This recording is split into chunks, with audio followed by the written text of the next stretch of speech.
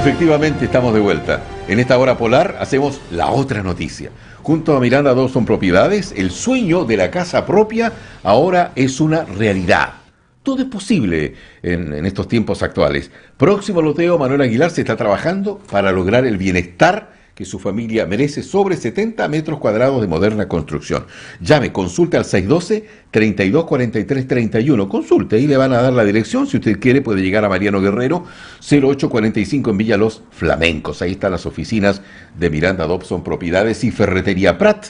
El set de herramientas, los vinilos, los cubrepisos, está todo lo que quiera al precio justo con 2 direcciones.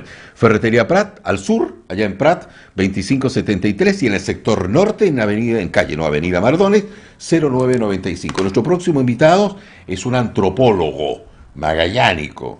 Su nombre es Nelson Aguilera, lo hemos tenido en algunas ocasiones acá, y en muchas ocasiones ha estado al frente de la oficina de CONADI, la Comisión Nacional del Derecho Indígena. Lo tenemos a Nelson acá. ¿Cómo estás, Nelson? Muy bien, muy contento. ¿Contentísimo? Sí. Perfecto. Ahí tiene camarita amiga también para don Nelson, y junto con ello, Nelson, decir y aclarar también a nuestra audiencia de que hoy día Nelson se va como prestado, por así decirlo, a la Universidad de Magallanes, su calidad de antropólogo. Pero tú tenías un pasado de la UMAC también, Nelson, ¿o no? Buenas tardes. Muy buenas tardes y gracias a todas las personas que nos acompañan, especialmente a ti por la invitación. Vuelvo a mi casa.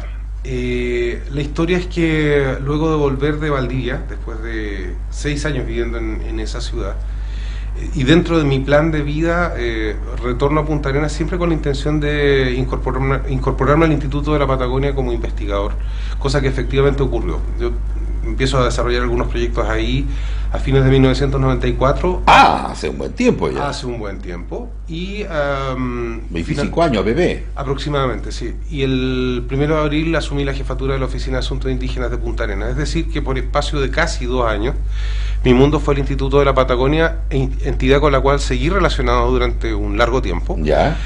Y en 2011, en octubre de 2011, me fui por primera vez en comisión de servicios por espacio de 2 años, que se extendió a 6 meses más, 2 años y medio, proponiendo una fórmula nueva para generar etnoconocimiento, es decir, un trabajo combinado entre sabios indígenas e investigadores del mundo de la ciencia más dura, quien nos entregó resultados maravillosos. Pero sabios indígenas, sí, claro, específicamente en el mundo de los canales, específicamente en el caso de la comunidad Cahuéscar de Puerto Edén. Y cuando el programa, que se llamaba Poema, que su significado es pueblos originarios y su evolución en Magallanes. Bien, Poema, sí, qué lindo. No fui de mía, fui de un gran amigo e investigador de la Universidad de Magallanes, Carlos Ríos, que en ese momento era el director del instituto. Bueno, y cuando estaba tomando mucho vuelo el programa, estamos hablando del 2014, justo terminaba mi proceso de estada en comisión de servicio de la CONADI y tuve que retornar a mis funciones en la corporación. Ahora vuelvo probablemente con otra misión, con otros desafíos. Mi propósito tiene que ver también con generar un programa de investigación desde el ámbito de las propuestas, entendiendo que hay un nicho en que debemos aunar fuerzas, o podemos más bien aunar fuerzas, porque tenemos hoy día un grupo importante de investigadores jóvenes, una tradición en el área, y efectivamente tiene que ver con lo que podríamos llamar un enfoque de investigación suena un poco pomposo, pero no es la antropología necesariamente el contacto, es la ciencia social, la comprensión del contacto cultural a propósito de la proximidad de la fecha de los 500 años de la incorporación del Estrecho de Magallanes a la geografía mundial. A mí me perturba un poco hablar del descubrimiento. El Estrecho no fue descubierto, había gente que ya lo conocía antes. Había gente que ya estaba. Sí. El encuentro, en realidad el Estrecho es un puente, es un lugar de encuentros donde efectivamente se dieron relaciones sociales entre visitantes europeos desde Magallanes en adelante. Y creo que esta idea este concepto de la incorporación del Estrecho nos remite a una profundidad que muchas veces no vemos. Y es que este hito en la geografía mundial marca probablemente el gran inicio de la globalización. Es junto al el punto de partida. Sí, claro. Me explico. Hasta la incorporación de América con la llegada de Colón, Europa recién viene a advertir de que hay un mundo distinto. Teníamos referencia desde la Europa naturalmente eurocéntrica, Sí. respecto a las Indias, respecto al tráfico de bienes, de especias, etcétera, una serie de bienes y servicios que provenían desde un mundo muy lejano relatado por Marco Polo y sus aventuras, ¿no? Sí, sí, sí. El llamado descubrimiento de América por parte de Cristóbal Colón y su incorporación a las monarquías españolas, particularmente España, luego Portugal y finalmente Inglaterra y Francia, genera naturalmente tensiones que estaban asociadas a una historia de tensiones que viene mucho antes. Sí, sí, sí. Pero la incorporación del Estrecho de Magallanes, la incorporación del Mar del Sur, del Pacífico, y la posibilidad del tránsito no solamente hasta territorios asiáticos, me explico, China y Japón, sino a la costa pacífica de América, del resto de América, definitivamente empequeñece el mundo porque es accesible. Ya. Y es accesible Oceanía por esta vía, y es accesible por primera vez todo lo que tiene que ver con Australia por esta cuerda. La Antártida adquiere una importancia significativa. Toda la proyección de los estados respecto de estos nuevos territorios se vuelve fundamental. Y hoy día lo discutía con un profesor, un investigador de la Universidad de Magallanes, Goran Lausic, con quien tenemos unas conversaciones muy ñoñas, pero muy divertidas. Justamente el Estrecho de Magallanes es probablemente el hito más significativo y que, en definitiva, es uno de los grandes primeros pasos, o el gran primer paso para que el mundo sea un lugar más pequeño, que es lo que hoy día llamamos globalización. Exactamente. Mira, siempre ha sido muy grato conversar contigo desde este punto de vista, porque es un tema que a mí en lo personal también me apasiona mucho lo hemos discutido y hablado acerca de lo que tú bien dices. Este no es un descubrimiento, aquí había mucha gente ya habitando. Yo cuando hablo de esta presencia hablo de pueblos originarios. Nunca hablamos de indios porque no es el término exacto, son pueblos originarios o naturales, que también lo he conversado con Lausic la otra vez cuando le decía, Sergio, le decía yo, mira, si tú me puedes dar una fecha, ¿desde cuándo estaban los pueblos originarios acá? Me dijo tiempo inmemorial, no sé, 8.000, 9.000 años. No sé si tú tienes un dato más concreto sobre eso. Sobre, por ejemplo, la Tierra del Fuego, los Selknam. Sí, uno habla de los Selknam, pero estaban los Selknam, los Yaganes, los Auch, allá abajo. Entonces, ¿de qué época, de qué tiempos inmemoriales estamos hablando? La respuesta es un poco compleja porque la pregunta es compleja. Así es que si me permites extenderme un poco, tengo que hacer un pequeño alcance para poder entender en su globalidad aquello a lo que estamos enfrentados. La primera cosa es señalar que tendemos a creer que el poblamiento de América Austral ocurre en un solo momento. Y de acuerdo a los datos que aporta primero la arqueología y más recientemente la genética de poblaciones, la antropología física, ¿Sí? Lo más probable que ocurre es distintas oleadas migratorias en distintos momentos, ¿ya? Y que probablemente no están relacionadas necesariamente, son vertientes de linaje genético diferente, por lo tanto culturalmente también diferente. Las primeras trazas de ocupación humana tienen un fechado conocido, al menos para Patagonia Austral, en Cueva 1, Lago Sofía, de aproximadamente 13.000 años. Esos son los vestigios más antiguos de los cuales se tiene... ¿El Lago Sofía de Última Esperanza? Última Esperanza, muy cerca de Natales. Y ese primer hito, esa primera ocupación da cuenta de que efectivamente la presencia en América Austral es bastante más antigua de lo que se suponía en algún momento. Nos amplía los umbrales en términos temporoespaciales.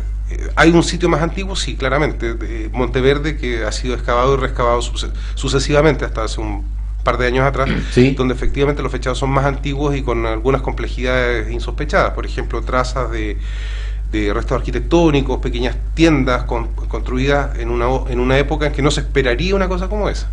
Claro. Ahora, esta mirada y estos nuevos fechados, estamos hablando de los últimos 10 o 20 años, naturalmente nos replantean no solamente la ocupación de América en el sur, sino de todo el continente. Y probablemente los umbrales de ocupación sean más antiguos de lo que sospechábamos. La historiografía tradicional y la arqueología señalaban umbrales de ocupación hace 15.000 o 20.000 años. Pero la verdad es que América del Sur, y en particular Patagonia, y específicamente Cueva 1 del Lago Sofía, cerca de Puerto Natales, son 13.000 años. Mira, perdona que te interrumpa, Nelson, porque cuando uno acude a los libros de tanto investigador, oye, no sé, desde Bridge, Cham, Agostini, de lo que estoy hablando acá en nuestro sector, bueno, los tiempos más modernos, ya los últimos de los estudios que ha hecho de los pueblos originarios, Oscar Aguilera, por ejemplo, que ya de la modernidad, ¿no? Se hablaba de que cómo llegaron ahí los Selknam, de cómo llegaron ahí los Yámanas, de cómo llegaron ahí los Auch, que eran más minoría dentro de toda esta vorágine que se ocurrió ya, era porque los tiempos en que Tierra del Fuego estaba ligada al continente, y de ahí se habla de este paso, porque si como los Selknam no eran navegantes, no eran cazadores, por lo tanto, ¿cómo después ya no pudieron volverse porque se abrió esta brecha del mar? ¿Es más o menos esa la tesis? En el caso Selknam en particular, aparentemente sí. De hecho, los fechados más antiguos bordean los 8.000 años aproximadamente, más o menos. Y efectivamente parecen corresponder a una segunda ola migratoria. A ver, Patagonia es ocupada y abandonada. Ocupada y abandonada por lo menos en 3 o 4 momentos. Definitivamente la población humana o el continuo de ocupación humana ocurre aproximadamente de 8.000 en adelante. Ya, ¿cómo? ¿Ya? Y coincide más o menos con este proceso de ocupación en Tierra del Fuego. Ahora, por cierto, esto es una historia que no ha terminado de escribirse porque nos falta mucho más arqueología en el área. Sin duda.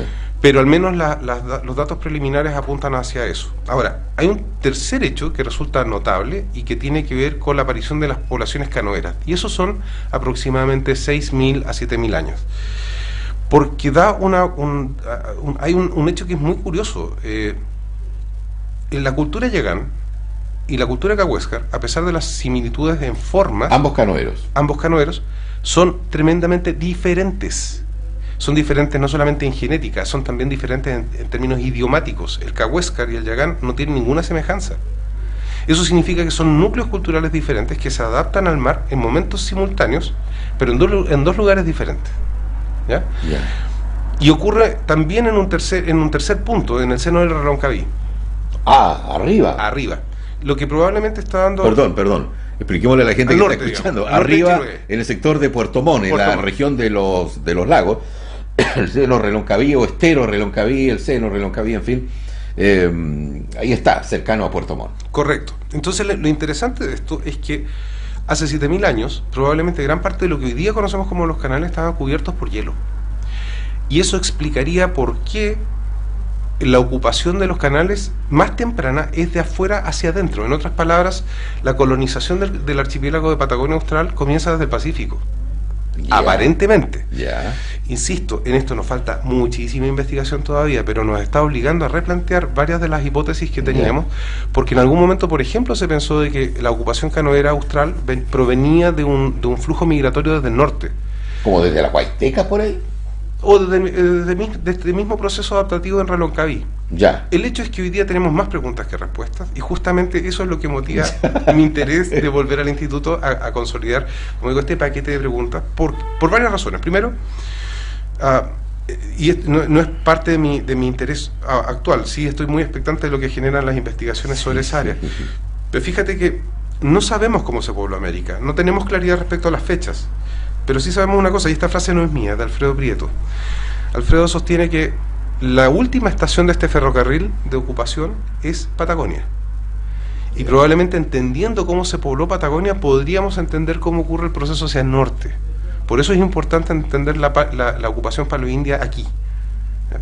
También es importante entender cómo ocurren los procesos adaptativos en un ambiente como este, que además es tremendamente dinámico. El clima que teníamos hace 10.000, 12.000 años atrás era totalmente diferente al que tenemos hoy día. Sí, lo que a su vez determina un medio ambiente completamente diferente, con especies vegetales y animales totalmente diferentes. Flora y fauna distintas. Ahora, lo que a mí me tiene maravillado, y es uno de los desafíos que me he propuesto en este nuevo desafío, en este nuevo reto que tiene que ver con el programa que pretendemos crear, es que si tú te fijas, la historia relatada desde Europa, en torno al primer contacto con las poblaciones indígenas de Fuego Patagonia, se construye a través del mito. ¿Me explico? Sí. Pigafetta, cuando llega a San Julián, lo primero que ve Pigafetta y Magallanes más toda la tripulación, ven unas siluetas humanas en el horizonte y por orden de Magallanes van tras de ellos. Finalmente estas personas escapan y lo que logran determinar en la nieve, fue un campamento de invernada, fueron grandes huellas. Por eso lo de Patagones, y de ahí Patagonia. Viene el concepto Patagoes, y el territorio donde viven los Patagoes es Patagonia.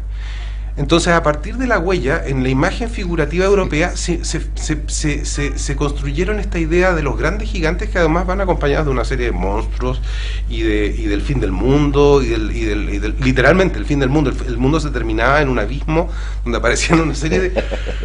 Y es muy interesante porque fíjate que, insisto, en esta conversación ñoña de la mañana, lo tratábamos con Goran, y concluimos que efectivamente ese mito se sostiene hasta Darwin. O sea, estamos hablando de 1826. Y toda esta visión y toda esta ocupación... 800 años. Exactamente. Y en esto, nuevamente el Estrecho de Magallanes y todo el territorio adyacente se transforma en un personaje, en un escenario muy potente, con vida propia, respecto de este escenario mítico que realmente es cautivante. Estamos hablando de esos seres patagones, o patagoes, como tú dices, de los tehuelches o los aoniquenc. ¿No es cierto? Que es lo que poblaban la estepa de esta parte del continente. Hablamos hoy día de Santa Cruz, Magallanes, y más que nada del lado de Santa Cruz, que son más esteparios que nosotros. Así es. Nosotros nos queda un pedacito de terreno y nos va a sacar, estos son hielos. Entonces, la cola. La cola. Exactamente.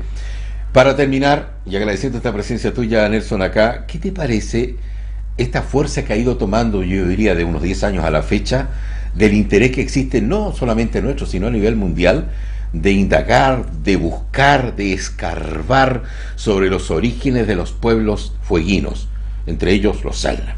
Porque hoy día está como en el tapete, está como en onda, es como estar en el tema Selknam. Y obviamente es muy bueno, yo me alegro mucho. Nosotros hicimos una obra, Canto Selknam, que a mí me tocó investigar mucho, leer muchos libros para poder construir el texto de la obra, y por eso te digo yo, me resulta muy apasionante, pero yo no soy el único, porque hay mucha otra gente que hoy día está hablando.